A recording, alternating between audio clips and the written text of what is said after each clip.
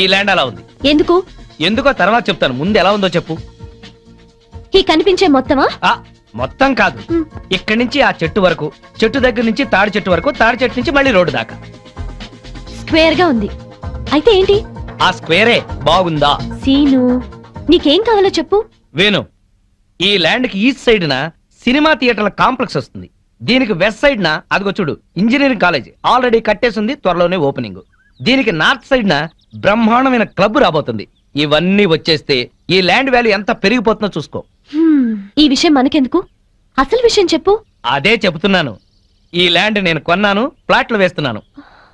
బోని నువ్వే చేయాలి, నీది గోల్డెన్ హ్యాండ్. ప్రియా, నీ పెళ్లి డబ్బుతో నా అప్పు తీర్చకుండా ఇది కొన్నానని బాధపడుతున్నావా? నువ్విచ్చిన డబ్బుతో ఆ సీట్ అప్పు తీర్చినా మళ్ళీ నీ దగ్గర అప్పు ఉన్నట్టే కదా. అందుకే ఆ డబ్బు ఈ ల్యాండ్ మీద పెట్టా.